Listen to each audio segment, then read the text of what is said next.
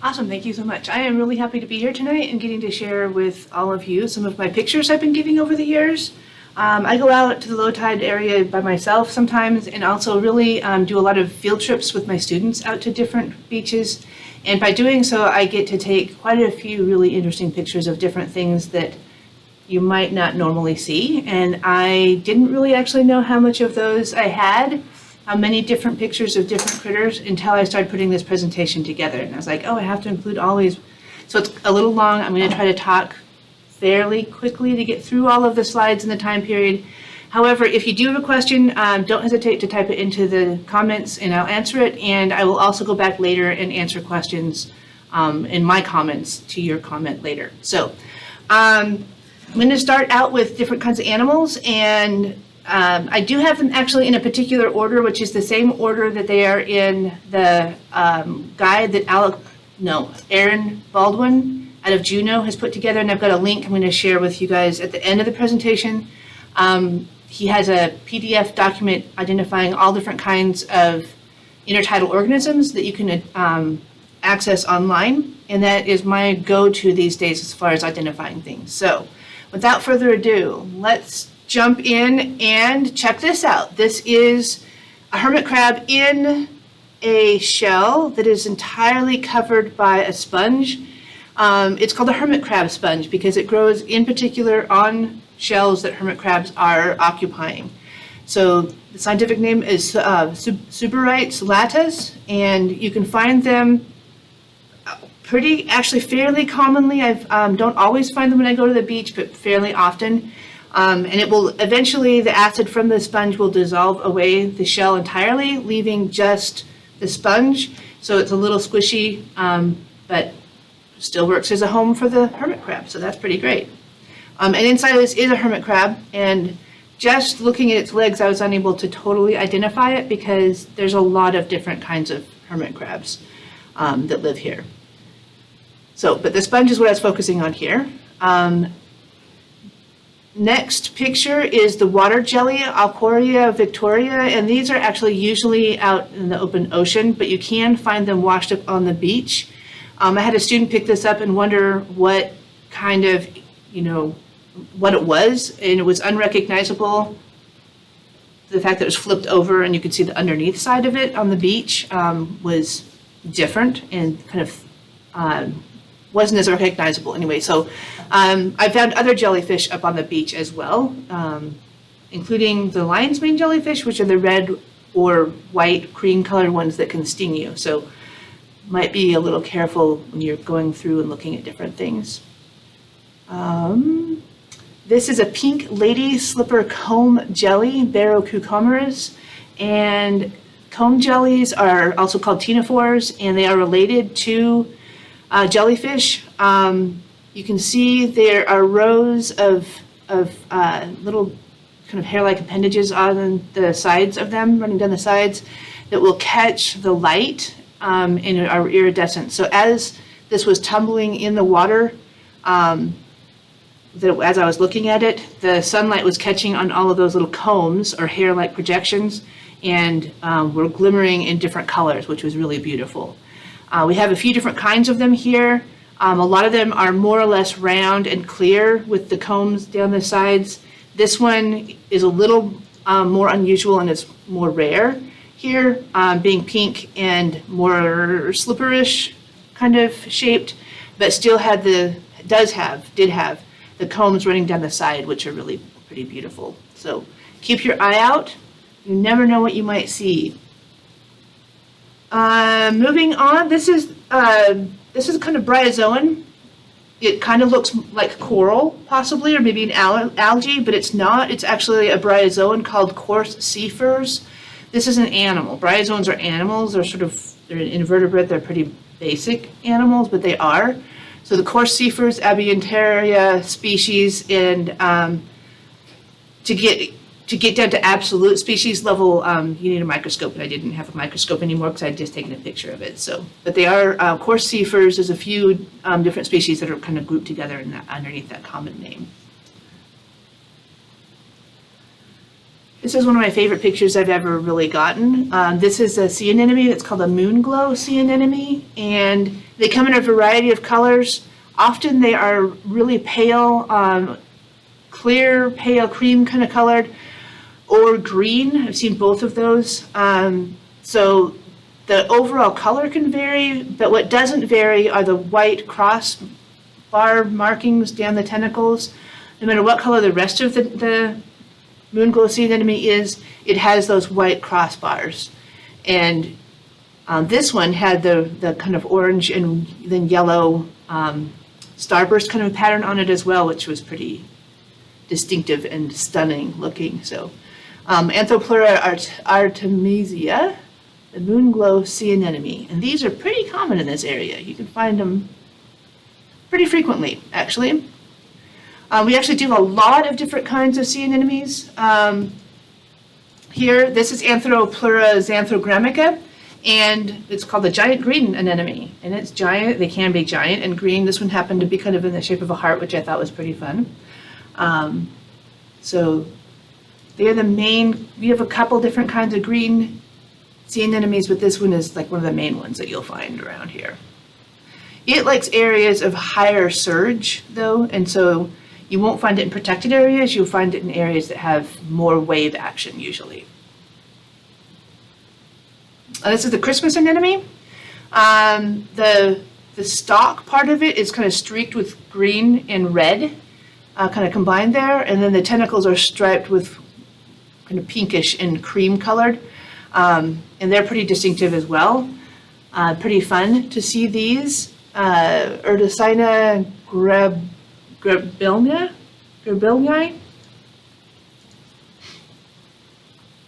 White-spotted sea anemone, the Crebonopsis albopunctatus.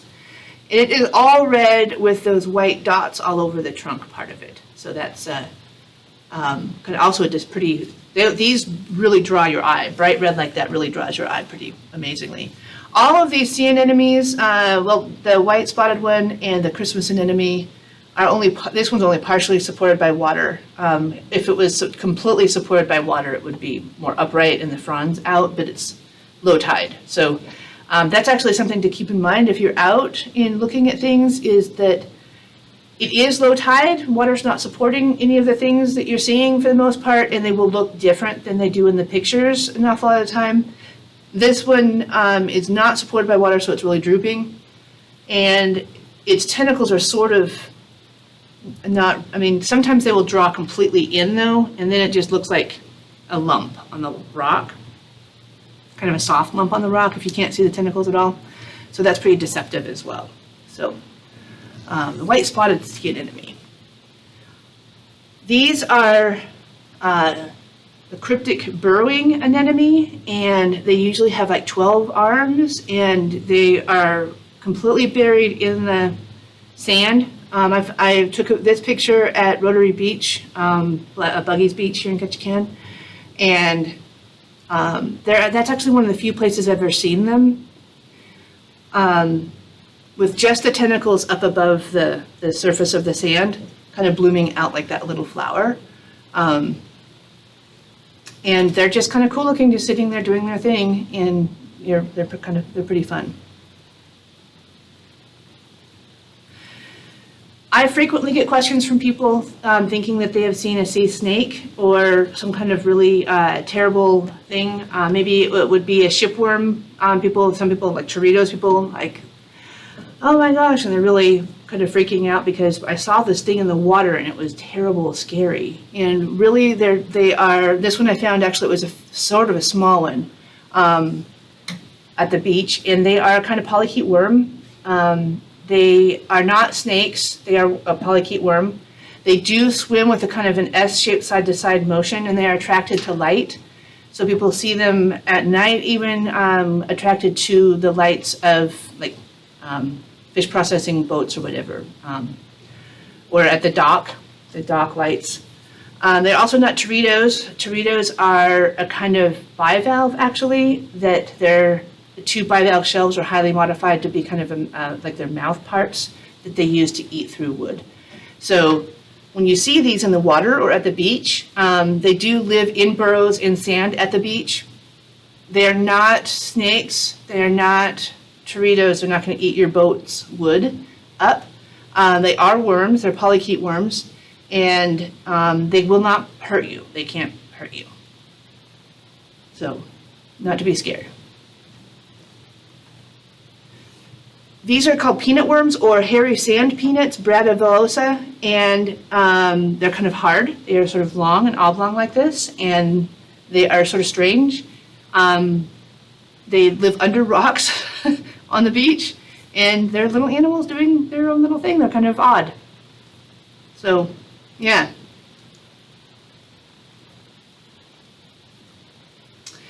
So these are thread tube worms. There's a few different species of them, and I couldn't figure out exactly. I didn't dig them up. They can be kind of tangles of these on the beach, living in the sand. It's pretty easy sometimes actually to go to the beach and you just see like a whole like open sand with maybe a clamshell over there and maybe a, you can see a worm. So it's hard to actually see all the living things on the beach unless you start digging in the sand. And then you can actually, there's a lot of things that grow in the sand or mud or gravel, whatever it is. I didn't have anything to dig with the day I took these pictures, but they were lit pretty well and I was able to get a picture of them. So these are just little tube worms. The tube worms are related to the clam worm. They're both different kinds of polychaete worms, which means they have like lots of little appendages off their sides there.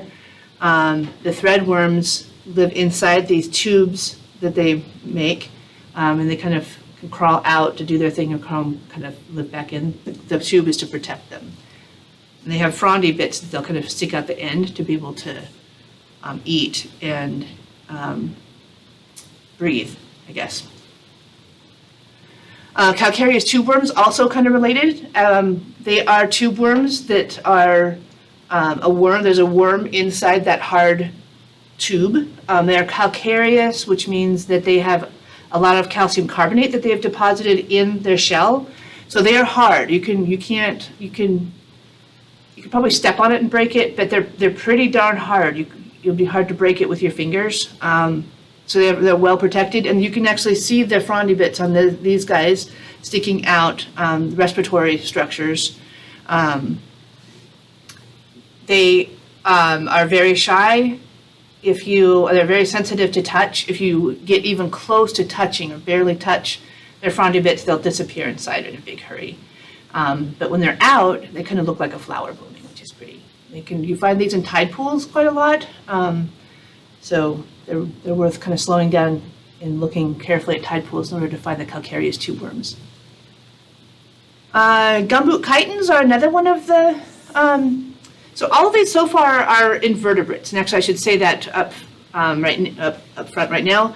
All of these first animals that we're looking at are all invertebrates, various different kinds of animals that do not have a spinal column or vertebrae. Gumboot, they do have different ways of protecting themselves though. A lot of them have exoskeletons or shells of some kind. Some of them are really just soft-bodied, like the clamworm. Gumboot chitins have all the chitins have 8 overlapping butterfly-shaped shells that cover their back, and that allows them, if they are removed from the rock, they will curl up into a ball to protect their softer parts inside of that. So this is a gumboot chitin, and they are pretty recognizable because the whole back surface area is a really dark tar spot, kind of black, with the centers of the shells usually exposed and can be kind of brown and brownish or kind of white sort of a colored. So pretty easy to identify. These are edible. People harvest these and eat them. And if you cook them just a little bit, they're quite delicious actually and not tough at all. If you cook them more than just a little bit, they get hard as a rock. Yes? Are they affected by things like red tide? This is not, actually, that's a good point. This is not affected by PSP at all. And I'm going to actually make the distinction, and I'm not calling it red tide because the main species of phytoplankton that we have around here that's red is not toxic, and the toxic ones are not red. So the terms that people are using actually more now is to call them a harmful algal bloom. And so these are not actually affected by harmful algal blooms at all. All the harmful algae are phytoplankton, which are like single-celled or like chains of single cells that live free-floating in the ocean. And so filter feeders, like all the bivalves, clams, mussels, etc., do eat that and could potentially have the toxins that bioaccumulate in their tissues. These don't filter feed. The chitins and the limpets both have kind of a specialized mouth structure that kind of is like a tongue-ish part called a radula that is rasp-like, has really super tough teeth kind of projections on it that they use to kind of lick algae off of the rocks. All of that slippery algae that you want to be careful of when you're out walking on the rocks so that you don't fall down. They lick it off of the rocks and eat it. That's dinner for them. You can actually see the tracks where they've been sometimes. You can see where they've gone and there's like little pattern of licked off. I'm saying lick, but it's not really, but anyway, where they've radulated off the algae and they kind of move around in those squiggly sort of patterns. That algae that grows on the rocks does not make any kind of a toxin. So these are never toxic. Limpets are never toxic. So if you are in any kind of a survival situation, these would be the thing to eat. Don't eat clams, they might be toxic, there's no way for you to test them, but the chitins and limpets are never toxic. That's a good question. This is also no matter what I do, every class I teach, bring people out, the most common question I get is, can you eat that? Every time. So Catarrhina tunicata is the gumboot chitin. Related is the smoothscale chitin. This was actually quite small. Lepidozona interstincta, and it is what's kind of pink. You can see the edges of the shells kind of lined up there, almost going the full width of the back there. You can see the lines there with a kind of a narrow girdle around the side of it. I don't believe that this would kill you if you ate it, but people don't normally eat them. And it's quite small, but really kind of pretty looking. This is called the woody chitin, Mopalia lignosa, and has kind of a rough girdle around the side of it. You can really see the 8 shells on this one, kind of there. Those are just 3 of many different kinds of chitins we have. The biggest one actually is the lady slipper chitin, Cryptochitin stellari, which I don't actually have a picture of today, but it's one a lot of people are familiar with. It has they can be up to like a foot long, and people eat those too. And the back of it is totally covered in kind of a almost red velvety sort of skin, sort of. So they're pretty distinctive, and so they range in size from that big, the giant chitin or lady slipper chitin, people call them, down to like this one. What is one of the smaller ones I've seen that was probably maybe 3/4 of an inch long. So pretty good range in size for the different chitins. Things that they all have in common though is that they all have the 8 butterfly-shaped shells across the back to protect them. They all have a radula that they use to lick algae off the rocks to eat. And there's lots of them on the beach around here. There's really pretty lined chitins as well, have a really elaborate pattern of lines on the backs of them, which is really beautiful. So now moving into the limpets, we have quite a few different species of limpets. This is one that's called the keyhole limpet because there is actually a hole in the top of it, Diodora aspera, and you can see the little bit of the foot underneath it right there, and it is rough. The shell is naturally really rough like that. So this is the rough keyhole limpet. They have a radula they use to scrape algae off of. The algae on the rocks gets harvested pretty heavily by the chitins and limpets, actually. Whitecap limpet. And one of the things that it took me a while to get this one identified because I saw the name whitecap limpet. I'm like, it's pink. It's not white. It's pink. And finally, I actually read that the whitecap limpet almost always has pink coralline algae covering it, except for just the bare line right at the very edge that's still the white of the cap. There's that one white line right around the bottom that's not covered by the coralline algae, but the rest of it will be. And that is actually a distinctive characteristic of the whitecap limpet, is that it's almost entirely covered by the pink algae. So that's what this is. And I thought it was kind of cool because you can see part of it's kind of face-like part on the right-hand side of it. You can see a lot of the foot, and then on the right-hand side of it is the face, I'm using that word loosely, right? Face kind of area that has its sensory organs in its mouth there. So it was moving along pretty well actually when I saw it. It was a really nice low tide, and so that was kind of a fun thing to find. Pinto abalone here, Haliotis kamchatkana, and he was really moving along. And you can see on the right-hand side of him too is also his mouth area with a couple of sensory organs and whatnot. And these are edible too. Also not ever toxic with PSP or any of the like harmful algal bloom toxins. They were hit pretty hard though with the dive fishery for a number of years, and they're actually coming back now, which is really great. So they are edible. There's a harvestable limit you can get. I'm not sure that everybody sticks to that very well. So I encourage people to harvest them very minimally, if at all, and make sure that you are really actually taking ones that are the 3.5 inches that you're supposed to only take them at 3.5 inches or more. I think people harvest them at smaller than that, which is too bad because the real thing is that they are just barely starting to recover here. And if we harvest too many of them now, they might not recover. So these are actually gastropods. The shell, we're used to thinking of gastropods, snails, right, of having a really tightly curled shell, and that actually happens a lot of the time. But pinto abalone, it starts out kind of tight, but then it opens out into this really broad, flat shell, kind of a modified sort of a look to it. They also have a radula that they use to scrape algae off of the rocks to eat it, so yay for them. They're never toxic.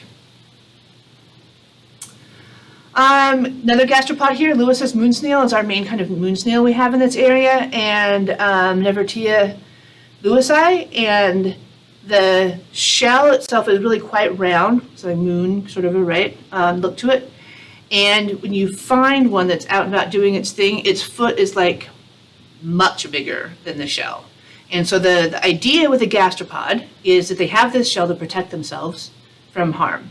And so I have always wondered how they manage, I mean, there's no way, just volume-wise, that they could get that whole foot inside the shell. So I kind of thought that that must be something they weren't capable of doing. So I checked though one time, and it didn't actually take them very long. I picked one up and just touched it enough, kind of annoyed it enough, that it felt threatened, and it started getting rid of water and slime, actually a little bit of water and slime, so fast. It was just running off in this big stream of yuck, actually it was watery slime. And as it pulled its foot in, and so it was getting rid of cellular water really quickly, moving it completely. I don't know how they managed it, just the physical moving of water out. It was like almost as quick as like just squeezing a sponge. And within, I don't know, 30 seconds or so, it was all entirely in the shell with its operculum or door closed, completely protected again. So I was pretty impressed by that, actually. So they can all fit inside their shell and be safe. So one of the times people see these the most often is in the spring, and spring tides are some really good low tides, and it is also a time when a lot of things are out mating and reproducing, and so you can find different kinds of eggs, egg masses. There's a lot more going on. Right now things are kind of hunkered down, either like deeper water in cracks of rocks. It's not as good of a time to go out and be looking at different things because there's not a lot of activity right now. In the spring, you can go out, and if you go out on the beach in the spring, you might see something like this. And I've known people that thought this was just garbage, a rubber gasket or some kind of a thing, and somebody actually told me that I was cleaning up the beach and took a bunch of those and put them in the garbage because they were just littering the beach. I'm like, so the thing to do is to leave these alone. You can handle them and pick them up and whatnot if you want to, because they're pretty tough. But this is a moon snail egg casing. In the springtime when they're mating, then the female, after the eggs are fertilized, will use sand and a bunch of slime that she makes and the fertilized eggs all in a mix together that she extrudes, and then the proteins in the slime kind of harden, making this egg casing. So this is mostly sand, some mucus, and fertilized eggs that are developing, which will hatch out into new moon snail larvae. And so leaving them be so that that process can all happen is the right thing to do. They're not rubber, they're not pieces of gasket, they are nature doing its thing. So it's good to leave them alone. They're kind of fun to see, but good to leave them alone. Some more different kinds of, these are fun. You can get all of the pretty colors. So these are snails. These actually like higher surge areas too, and so you'll find them more on the outer sides of the outer islands more.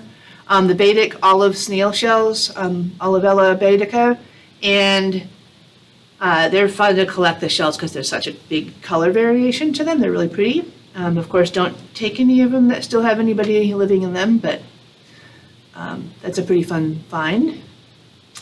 The frilled dog winkle are really pretty common here. We've got a few different kinds of dog winkles.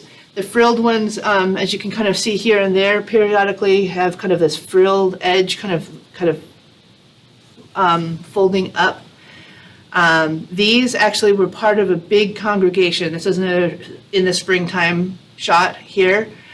They will form these big congregations of the frilled dog winkles, or other different kinds of snails do this too, so that they can reproduce and lay their egg casings, which is actually what's happening here. The one on the far right, at the top of it, you can see what looks kind of like fat grains of rice there, and those are the egg casings of the frilled dog winkle.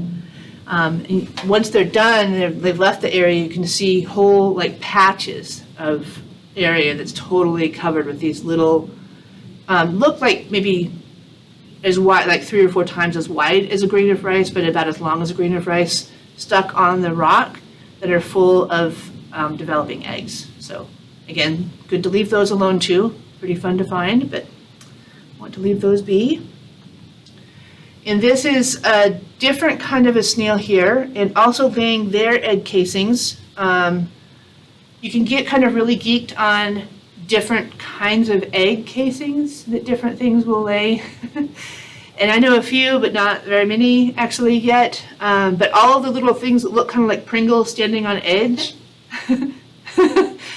are the egg casings of the leafy hornmouth. And so on the right-hand side here, you see this kind of snail sort of up on edge a little bit. The white kind of in the center is coming out. That's its foot mostly. It's definitely sort of on edge a little. And it has on either, so on the bottom side, with if you had the mouth down, or the foot, well, the opening where the foot comes out of down, on either side there's like these big kind of leafy sort of looking projections, and then one that runs down the center too of the back, kind of sticking up like that, which you can kind of see actually on the center one that goes over the top like that is kind of cocked off towards the right hand side there, pointing up at the upper corner of the picture. It's a little hard to see with this because he is, end view and kind of cocked off to the side a little bit, but it's a kind of an interesting picture because it was actually laying its egg casings when I got the picture, and so that was kind of a fun thing to be able to see. And those are really quite common in the Ketchikan area, the leafy hornmouth. And they're called the hornmouth because that center opening has one tooth-like projection right at the edge of it. So that's a hornmouth, right? Kind of a pretty straightforward name, actually. I actually like it when people name things with descriptors that really work for that organism, which doesn't always happen. But they do have these leafy projections, the 3 ridges that are leafy projections, and a horn next to its mouth. So it's like totally applicable. Nudibranchs are actually they are sea slugs, people call them, with a whole group of them all together, and they are gastropods that have lost their, evolutionarily speaking, have lost their shell. There's no shell. They are more like akin to land slugs. And we have a few different kinds here. There's two here, the sea lemon nudibranch, Monterina nobilis, and I believe they were mating too, but there were no egg masses around for me to know for sure. But they do really look like a chunk of lemon peel, so that's kind of fun. These, the shag rug nudibranch, Aeolidia papulosa, or shaggy mouse nudibranch. I found two here at Buggy's Beach one year, and they're the only two I've ever found. They're not that common. They were about 1.5 inches or so long, each one of them. And they're really fun to find because they really do look like this shaggy mouse, shag rug kind of a deal.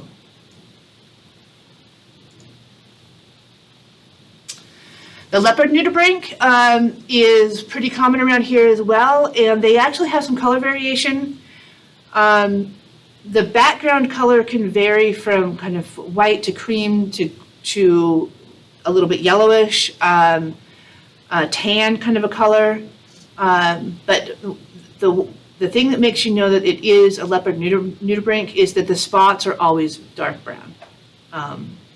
And that's the defining characteristic there. So this is a nice little leopard nudibranch kind of just hanging out on the rock. Dialula sandigensis. And another one of the nudibranchs, one of the ones that people actually see quite often, the opalescent nudibranch, Hermit crassicornis. And they are so brightly colored, and if you have the light just right on them, they have these really bright white lines throughout, and there's even a few blue accents periodically, as well as the bright orange frondy bits off the back. And so they are one of my favorite ones to find around here. And you can find those in eelgrass patches some. Yes? Because I follow nudibranches on Instagram and whatnot, I know that some of them are poisonous. Are any of these poisonous or stinging? No, none of them up here are nudibranch and none of them up here are toxic. Yay! Because I pick everything up. I would be disappointed if I couldn't pick them up. It's a common mispronunciation actually to call it a nudibranch, because branch is what it looks like, but it is nudibranch because like our bronchioles and whatnot, those are the nude lung parts. So nudibranch is the correct, yeah. Those are their breathing parts, gills.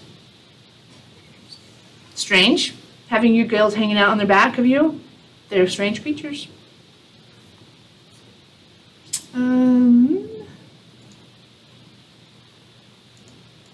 There we go.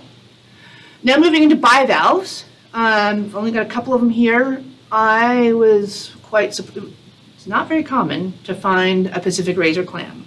And yet I have just last spring actually found this Pacific razor clam, Siliquapatula, and they are amazing. They are amazing to watch dig into the sand. I mean, they can just disappear. They have a long foot that they can extend and then make the bottom part kind of fatter and rounder, and then pull themselves down to it.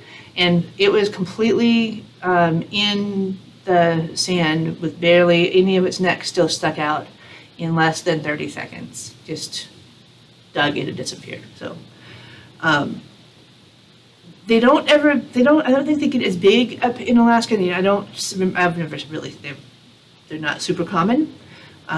But if you are living in a place where they are common and get bigger, they are delicious. But these are delicious. All of the bivalves are delicious, but they are filter feeders. And so there is the PSP risk with that. The basket cockle or Natal's cockle, or I actually learned this as the heart cockle. Clenocardium natalii is the scientific name, and the cardium part in that, cardia, just like your heart, it is on edge from the side, a perfect little heart shape, and so heart cockles. And the edges where they mesh together are kind of wavy and fit perfectly together with the other half, a little bit offset. Really delicious. Also can be really toxic. These are PSP risk as well. So best to be safe. And then I will just say PSP is something that does happen around here. There's the potential as the ocean is warming that it could get much worse in the future. It is never completely safe to eat any bivalve that has not been tested. It is most likely to be a problem in the summer months when the water is warmer and there's more light, because the phytoplankton that cause PSP need that sunlight to really thrive and grow in the heat. But it can actually happen in the fall and wintertime too. So certainly don't eat wild harvested shellfish during the summertime. But even like the months with R, it's never completely safe. And so if anybody wants to actually harvest something like the Natal's cockle or other bivalves and eat them, you can send a subsample of that to the Seator lab in Sitka. It's associated with the Sitka tribe, and they will test it for you and let you know whether or not it's safe to eat, which is a great service to be able to provide. The giant Pacific octopus is something that you can find on the beach, and I've actually found a couple of them on the beach at Buggy's Beach. It's one of my favorite beaches to go to because I find interesting things there. I found this actually was with students, tribal scholars, kids, and one of them found it first, and I wanted to make sure that everybody got to see it, so I was wearing boots. I got between the octopus and the open water so it couldn't get away. And when I did that, it got mad at me, trying to threaten me to get me out of its way, and so it got as big as possible by flaring out its kind of arms like that and then spiraling them up and getting this really dramatic red and white color pattern all over it to try to get me out of its way. So that was cool for the students to get to see that it would do that. When I didn't get out of the way, it tried to get out of the way then, and I ended up actually carefully picking it up and looking at it, which is was kind of fun to do and was a very memorable field trip for the students, which is pretty fun. So Enteral octopus dolphleanii is the scientific name, and I've seen this bigger one. Once I picked it up, it was probably about like that long, so medium-sized, I guess. I've also found a very small one. This one was probably 2 inches long or so, also at Buggy's Beach, under a rock, actually. And so it was a young one, just doing pretty good, actually. I covered him back up again, let him continue hanging out there. I think that it was pretty likely that it had been hatched out near that area, because there was an octopus den home there as well, which you can tell. This picture's a little bit little easier in real life to be able to tell, but kind of right in the center of the picture, there's the corner of the rock, and under the corner of the rock there's an opening to be able to get underneath that rock. And in front of that hole, there's kind of a berm built up there of some sand and a lot of empty shells. Empty clam shells, empty cockle shells, empty broken crab shells. And that is an octopus home. And so if you find one, leaving that alone would be a good idea. Also, just as note, all that green algae that's growing on it, green seaweed that's growing on it, is like sheets of green kind of a look to it. And that is sea lettuce. Monostroma is one of the scientific names. There's kind of two species that look identical, Monostroma and Ola. And both of them are edible. You can harvest and eat that if you're harvesting from clean water. So moving on to, this is fluted bryozoan here, and it's an animal. It looks kind of like it might be more like a plant or an algae, but it is actually an animal. Bryozoans are strange colonial animals that are, there's a lot of different kinds of them around here. So this was underneath kind of an overhanging rock, so it was kind of protected underneath there. It was quite firm, not quite hard, but firm, and had this beautiful fluted kind of look to it. So it's an encrusting colonial animal, and the scientific name is Primavalens insculptata. It's amazing the different kinds of encrusting colonial things that you can grow on, that do grow on the rocks around here. It can be hard to identify all of them, actually. So this is almost totally submerged giant barnacle. The whole kind of white air part here is the barnacle shell. There's a second one kind of off to the right here that's not as open, it's just barely starting to open. This one that's in the center of the picture is open. It's still in the act of opening, and the dark arc kind of right there in the middle are the frondy bits that the barnacle uses to, it's just pulling them out to be able to sweep them through the water to grab plankton in order to eat. And all barnacles do that. All barnacles open their shell doors, right, so that they can use their frondy bits to pull plankton out of the water. The giant barnacles are so big that those frondy bits are pretty substantial, like more than an inch long, and they're really visible. You can just, you can really see what's going on. Teeny barnacles are so tiny that you're like, okay, I think I see something moving there, but it's not very visible. These, you can really see what's going on, which is kind of a fun thing because barnacles are pretty amazing.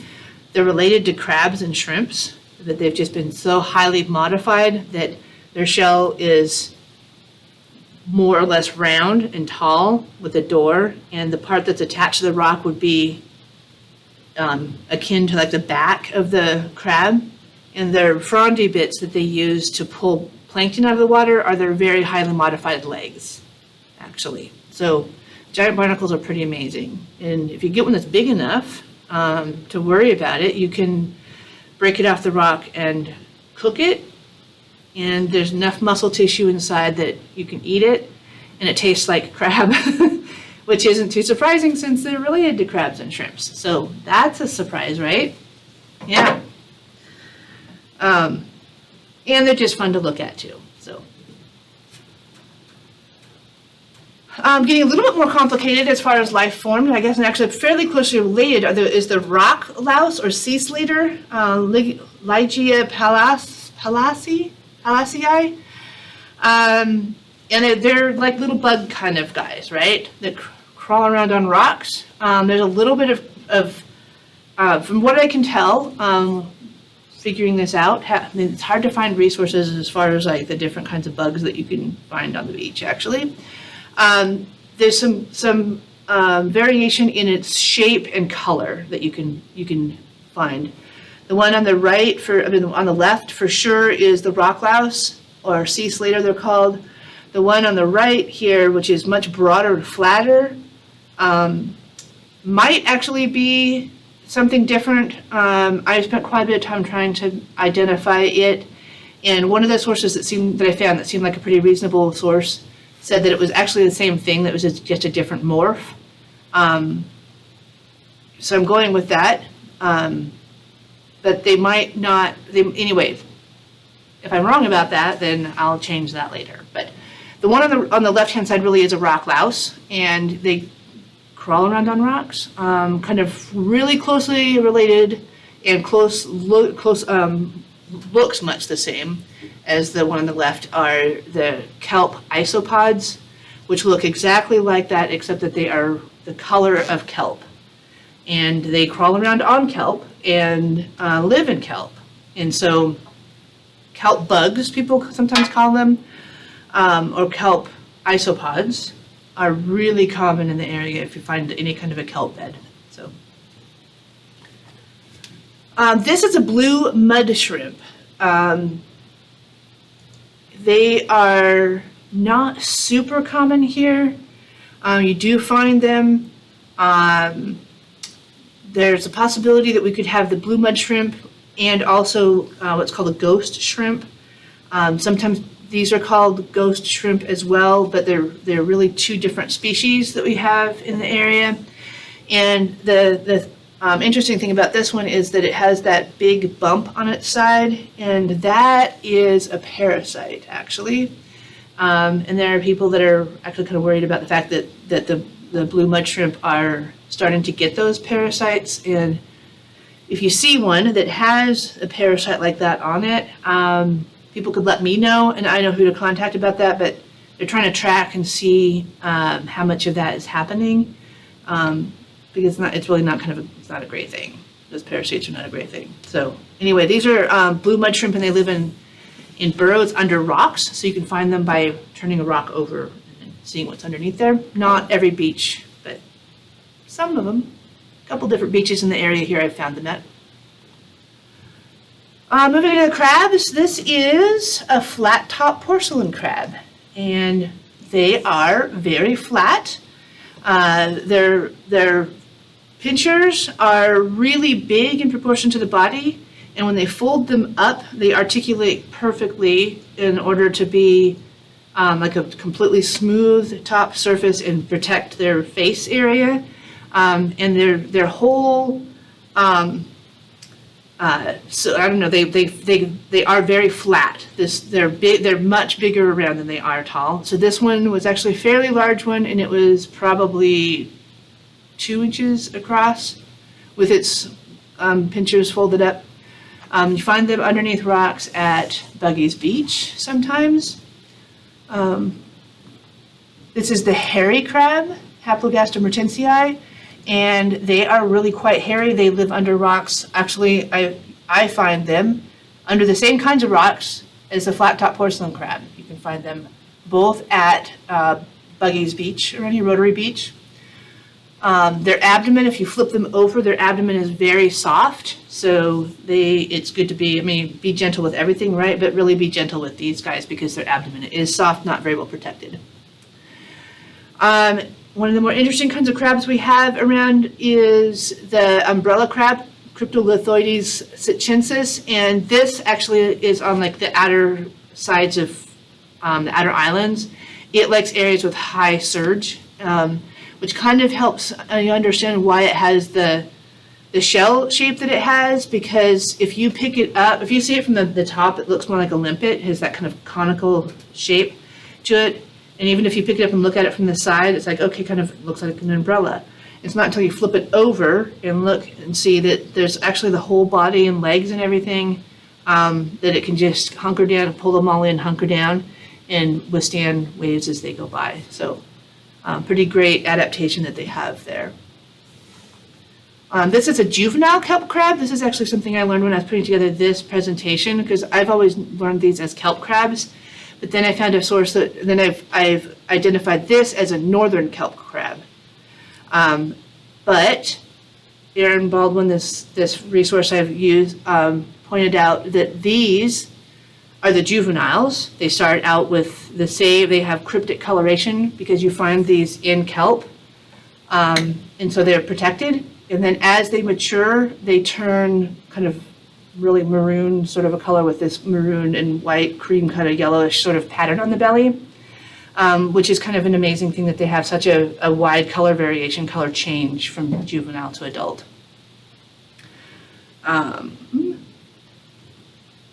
Red rock crabs are really common in the area, both subtidally and low intertidal area. You can find them underneath rocks or kind of underneath, barely underneath the edge of rocks. People are confused sometimes, and they confuse these with Dungeness crabs, and actually they look quite similar to a cooked Dungeness crab, because Dungeness crab will turn bright red when they are cooked. These are bright red even when they're not cooked. And the tips of their claws are black, and that's actually the key to red rock crab is red, but their tips of their claws are really dark, kind of black colored. Dungeness crabs are not red when they are still alive, and the tips of their claws are not black. So that's the difference there. The pygmy rock crab is actually a different species. When I was first seeing them, I was thinking that it was maybe a juvenile red rock crab because it has a lot of the same body shape, and it has the dark tips to the claws. But they're not the same color. They are kind of, they can be purple actually, or like a purplish red rather than a bright red. And they don't get as big. They're small. The biggest one I've ever seen is probably 2.5 inches across. And the red rock crabs, the back of the carapace gets like maybe 6 inches across. So they're much smaller, different species, but related to the red rock crab. So also you can find on the beaches around here are a number of different kinds of shrimp, which is always surprising to people. And I was actually surprised because the first little intertidal shrimp I noticed was green. And that's a little bit of a surprise to turn over a rock and see a green little teeny shrimp right there. Some of them are totally green. Some of them, like this one, kind of a color pattern of stripes on the front, thorax region, and then the abdomen is green. But so this is the Sitka coastal shrimp, Heptacarpus sitchensis, and they're really cute little guys to find, actually. I've been asked if you can eat them, and probably you could eat them, but they're awfully teeny, so they're small. That's my thumb there, so they're small, right? The stout shrimp, Heptacarpus brevirostris.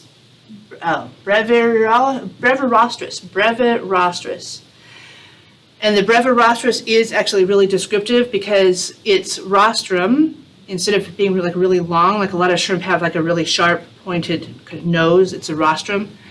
They have a super short one, so it's brief, has brevity to it, right? A rostrum with brevity. They're stout shrimp, and those are actually quite common. I've turned over rocks with quite a few of them underneath there before, and it's kind of fun to watch them flipping around and like little popcorns underneath the rocks. So, and the northern hooded shrimp, Bataeus hiremani, and this guy was super teeny. Like the whole thing from end to end was maybe half an inch. You can see that its claws are really big. I mean, it has claws and they're really big, which is kind of unusual for a shrimp. That's it's in a different order, and that those are. I mean, they're super big compared to the body. The whole thing is really teeny, but the claws are super big compared to the body. They're as long as the whole thorax or abdomen, like half the length of the body almost. So, and this was just a little teeny guy that was underneath a rock, and a student actually found it and was like, "Hey, what's this? Let me look it up. I'll get back to you on that." And it's not super common around here, but you can find them underneath rocks sometimes, so that's pretty fun. So moving into like the whole sea star realm now, echinoderms, so the sea stars and their relatives, allies, and the first ones we're going to cover are the brittle stars. And there's a few different kinds of intertidal brittle stars that live underneath rocks, or like this one was like swimming right along the surface. It was still a little water there going across the surface there, and they all have a central disc, you can see there, and then long, or kind of long. Different brittle stars have a little different look to the legs, but their legs are kind of hard little sections, segmented, hard, really sinuous, flexible arms that have kind of a creepy look to them actually when they're moving. Some people are really creeped out by them a lot. So the long-armed brittle star, it lives underneath rocks on the beach. And so does the daisy brittle star. So this one, actually, the legs reach almost the edges of the whole picture, and the central disc there is almost in the center of the picture. So, the The arms are striped with white and red going all the way down the arms, and the central portion of it is a little bit lobed kind of out between the legs, making it look kind of like a flower. So that's why it's called the daisy brittle star. So both of the daisy brittle star is actually more common than the long-armed brittle star, but you can find both of them on beaches around here, especially like really low tides, down below like low intertidal, almost subtidal area. So those are both pretty fun. Vermilion sea star, the Mediaster aquilas, bright red like this, and you can see there's kind of a pattern of little plate kind of things along the edge and across the back there, and that is typical of the vermilion sea stars.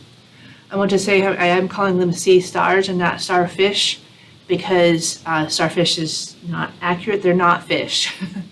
They are echinoderms, not fish. And so calling them a starfish is not completely correct. So sea star is more accurate. A leather sea star, Dermasterio imbricata, and they are they have no tough parts, hard parts, really on their whole back surface.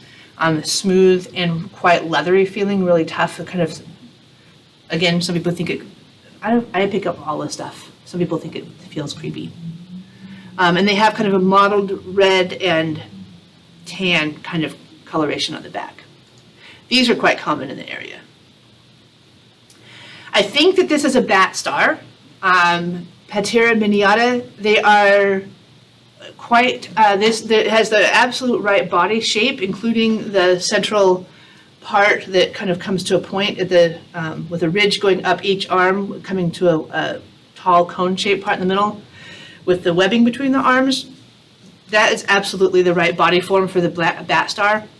Bat stars are most often black, but can be like red or brown or yellow, or even kind of a purplish color or a mottled color. And I think that this is a really mottled bat star, is my best guess on that one. So it was cool though, I had to include it.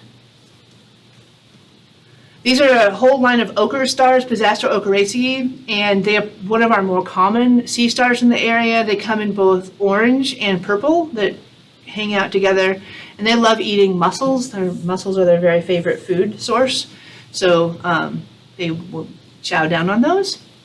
Rose sea star are a little bit deeper. They have all these really sharp bits poking off of it, and then the concentric kind of reddish and then pinkish and then white and pink and red and etc. coming out. Crosaster paposus.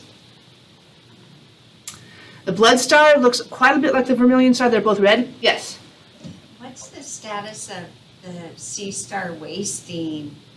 I was thinking somebody might ask me about the sea star wasting disease.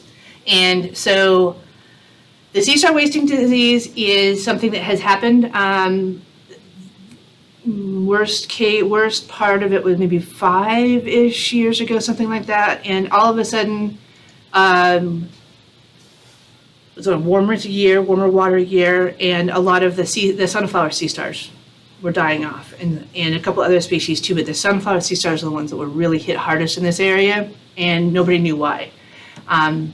Since then, people have figured out that it's most likely a virus that is causing the sea star wasting disease, and it is called a wasting disease because if you see one that has this, it just looks like it is dissolving. Its body parts are just falling apart from each other. Its flesh is just dissolving away into this mush, which is kind of upsetting to see. And so when the water temperatures get a little warmer, this virus can thrive and cause the infected sea stars to just waste away. For a while, you couldn't find any sunflower sea stars around at all. They're the ones that can get really big. They're really kind of soft and floppy, can have up to like 17 or 18 arms. I found some coming back, actually. I've been finding them now up to maybe 4 inches across this last spring, so they're starting to come back. The leather sea stars have also been hit some. And so we haven't had another really bad year here, but They are still having that happening in like British Columbia and like the southern, down south from here along the west coast. So it hasn't really gone away. And the most recent thing I actually heard was that people are off the coast of British Columbia. They're finding some sea cucumbers that have the wasting disease.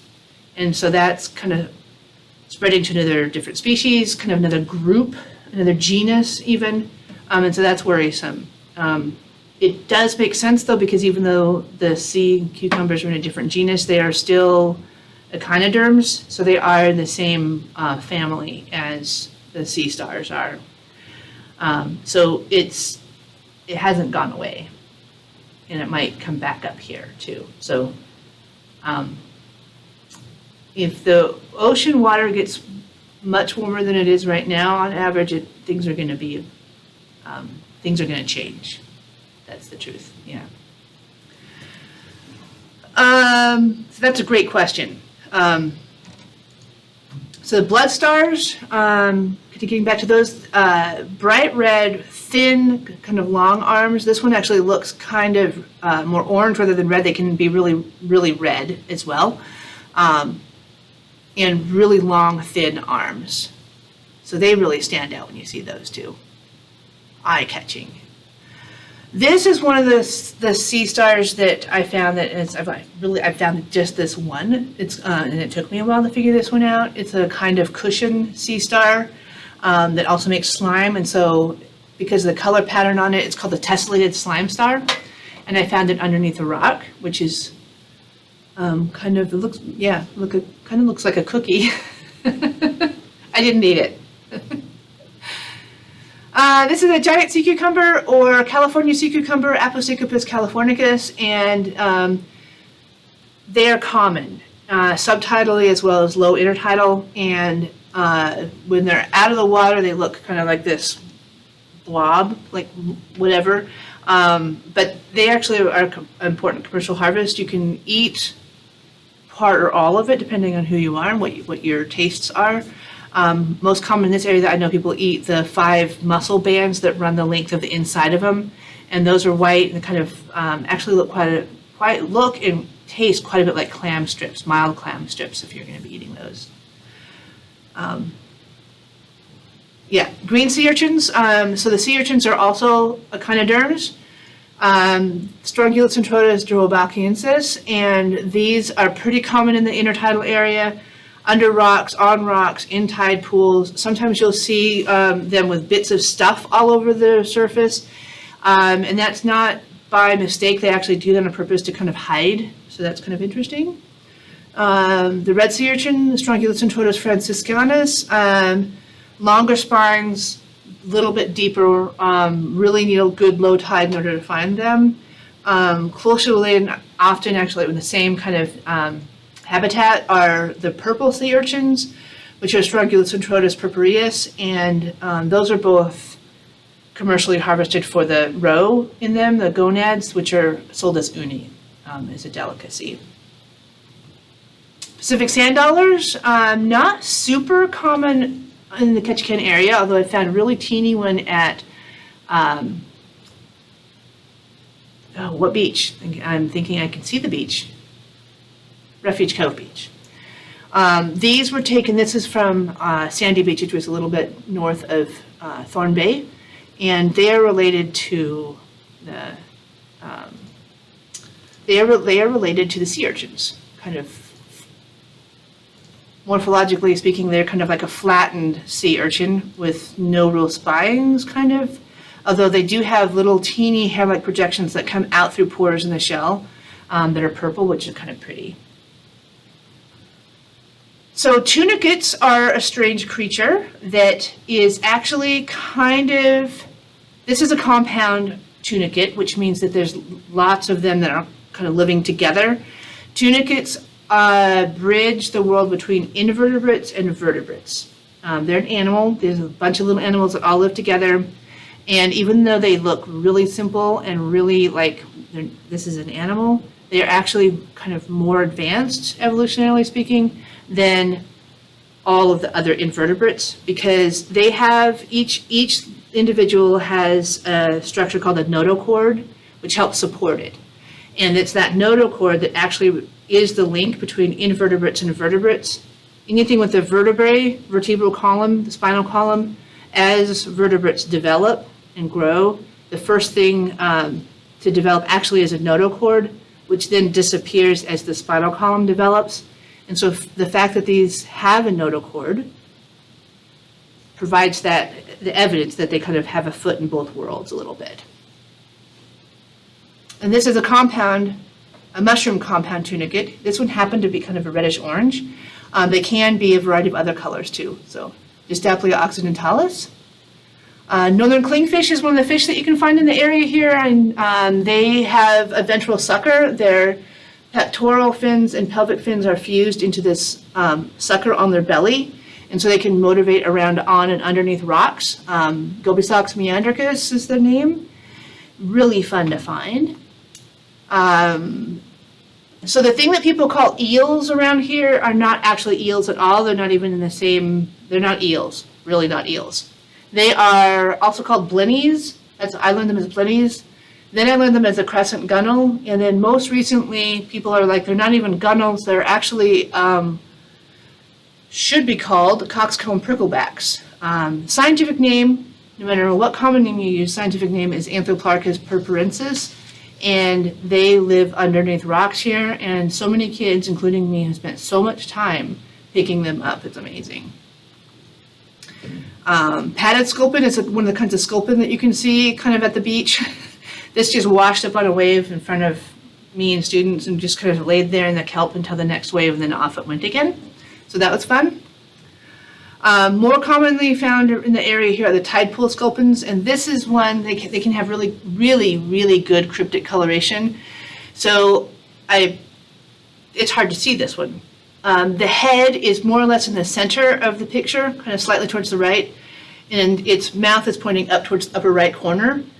Its body and tail then are curved down towards the left and then up along the edge of the left-hand side of the picture. They range in color from like mostly green like this one to a variety of tans and browns and whatnot, gray sometimes even, to match the background basically what they're up against. Really common in the tide pools here. Occasionally you can find Pacific sand lance, and these are a feeder fish, schooling fish that a lot of other things eat. So that's kind of fun. This is a sculpin egg mass. So I was talking about different things that you can find. You can get geeked on eggs.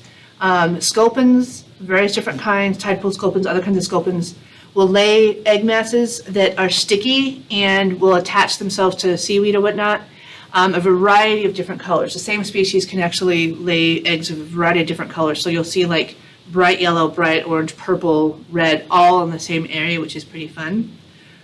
Best to leave those alone too so they can hatch. So off to the left here are two shield limpets. Lotia pelta is the scientific name of those. Those are edible, you can eat those, along with this big egg mass right here that is not theirs. They lay an egg mass that looks quite a bit different. I was unable to identify what laid those eggs.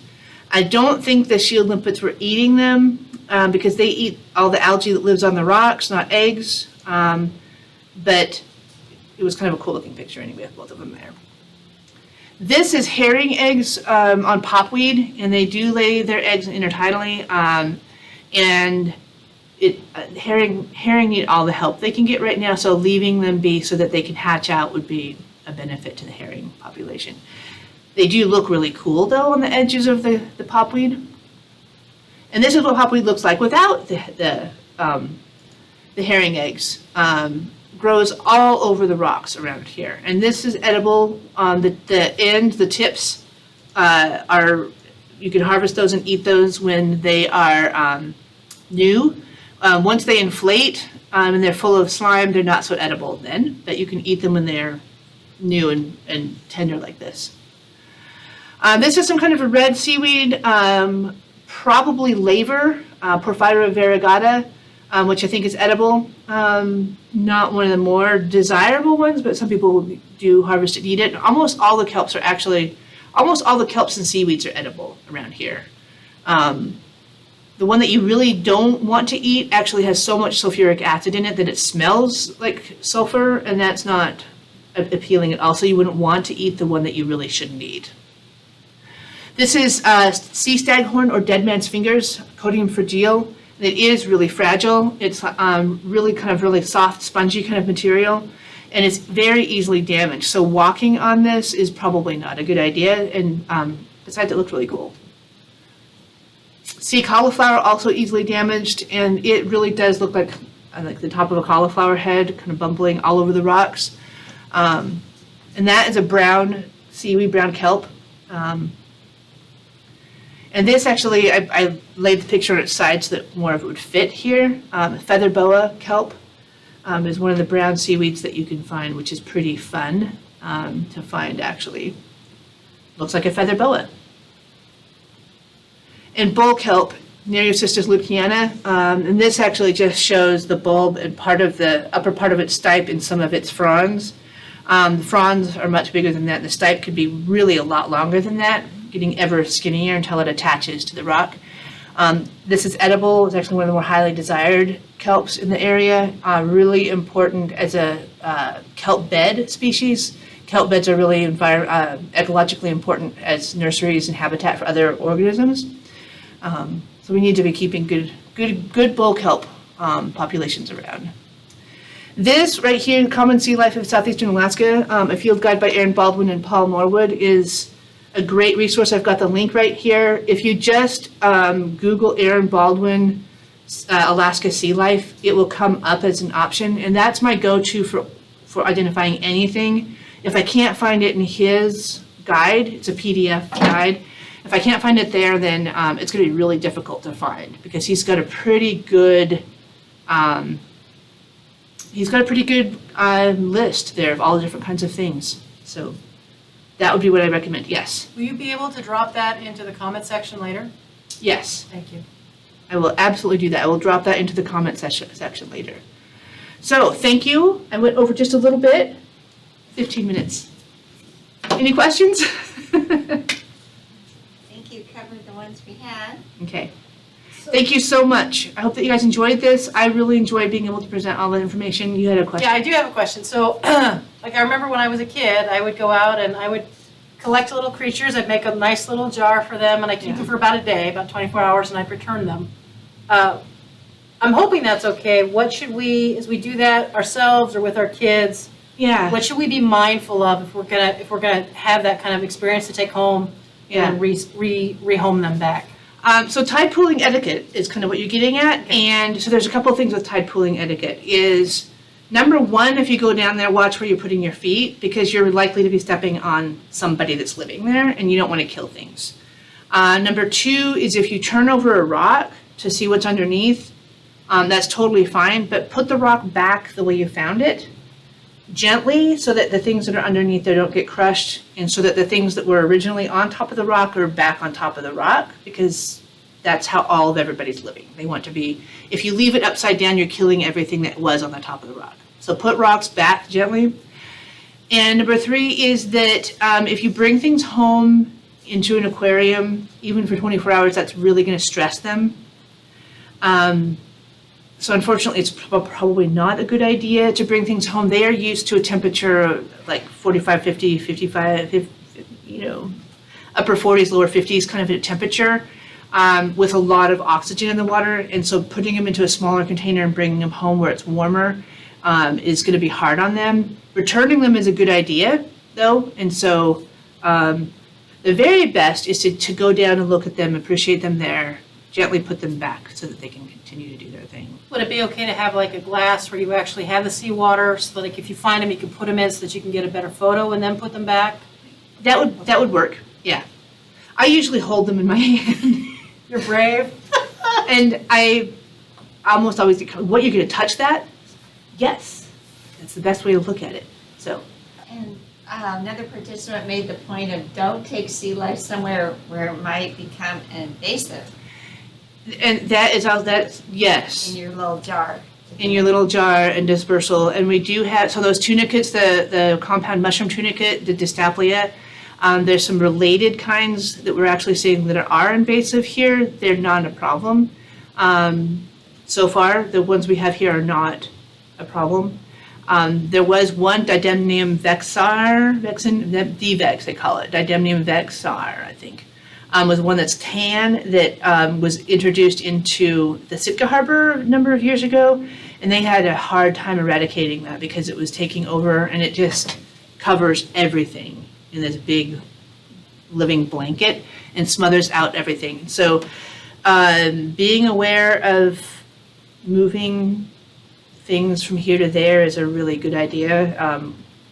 Don't need any invasive, we don't need any DVACs here, for example. That's a really good point. Yeah.